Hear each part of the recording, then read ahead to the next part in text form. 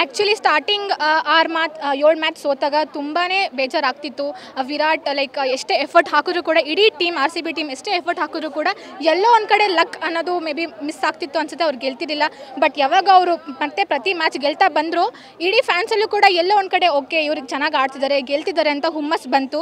ನಾಳೆ ಕೂಡ ತುಂಬ ಚೆನ್ನಾಗಿ ಆಡ್ತಾರೆ, ಅದು ಅಪೋಸಿಟ್ ಆಫ್ RR ತುಂಬ ಚೆನ್ನಾಗಿ ಆಡ್ತಾರೆ. ಆ್ಯಂಡ್ ನಾಳೆ ಕೂಡ ಕಪ್ ಪ್ಲೇ ಆಫಲ್ಲಿ ಗೆದ್ದು ಫೈನಲ್ಸ್ಗೆ ಹೋಗಿ ನಮ್ಮ ಇಡೀ RCB ಟೀಮ್ ಕಪ್ ಗೆದ್ದು ಇಡೀ ಕರ್ನಾಟಕ ಮತ್ತು ಬೆಂಗಳೂರಲ್ಲಿ ಬೀಗಲಿ ಅಂತ ಆಶಿಸ್ತೀನಿ. ವಿರಾಟ್ ಕೊಹ್ಲಿ 1% ಓಪ್ ಅಂತ ಹೇಳ್ದಂಗೆ ಆ 1% ಓಪ್ ಇಟ್ಕೊಂಡೆ ಮ್ಯಾಚ್ ಗೆಲ್ಲೋಣ. ಫೈನಲ್ಸಿಗೆ ಬಂದರೆ ತುಂಬ ಖುಷಿ ಆಗುತ್ತೆ. ಆ್ಯಂಡ್ ನಮ್ಮ ಯೂನಿವರ್ಸಲ್ ಬಾಸ್ ಕ್ರಿಸ್ ಗೇಲ್ ಇರಬೇಕಿತ್ತು, ಆಪತ್ತು ಬಂದವ ABD ಇರಬೇಕಿತ್ತು. ಅವ್ರು ಇದ್ದಿದ್ರೆ ಇನ್ನೂ ನೆಕ್ಸ್ಟ್ ಲೆವೆಲಲ್ಲಿ ಇರ್ತೈತೆ RCB ಅನ್ನೋ ಹೇಳೋಕ್ಕೆ ಇಷ್ಟಪಡ್ತೀನಿ. ಹಾಂ, ಪಕ್ಕಾ ಕಪ್ ನಮ್ಮದೇ ಈ ಸತಿ.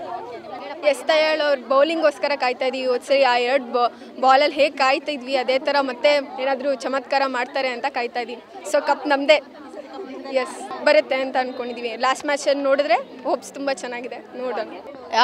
ನಮ್ಮ ಪ್ಲೇಯಿಂಗ್ 11 ನಾಳೆ ತುಂಬ ಸ್ಟ್ರಾಂಗ್ ಆಗಿರುತ್ತೆ. ಆ್ಯಂಡ್ RR ಮೇಲೆ ಬಂದಿರೋ ಮ್ಯಾಚ್ ದೇ ಆರ್ ರೈವಲ್ಸ್ ಅಂತಲೇ ಹೇಳ್ಬೋದು ಹೋದ ಸಲಿಯಿಂದ.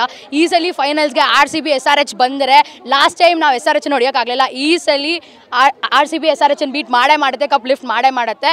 ಬೆಂಗಳೂರಲ್ಲಿ ಜಾತ್ರೆ ನಡೆಯುತ್ತೆ. BMS ಅಲ್ಲಂತೂ ನಾವು ಹೊಸ ಅಡ್ಡ ಕರೆಸ್ತೀವಿ. ಆ್ಯಂಡ್ ಎವ್ರಿವನ್ ಈ ಸಲ ಕಪ್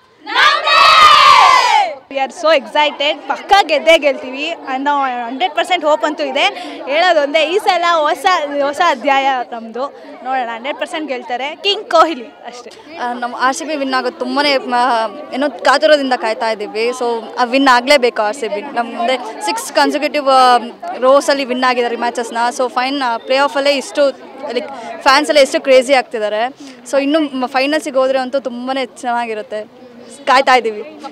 ಕಪ್ ಈ ಸತಿ ಕಪ್ ನಮ್ಮದೇ.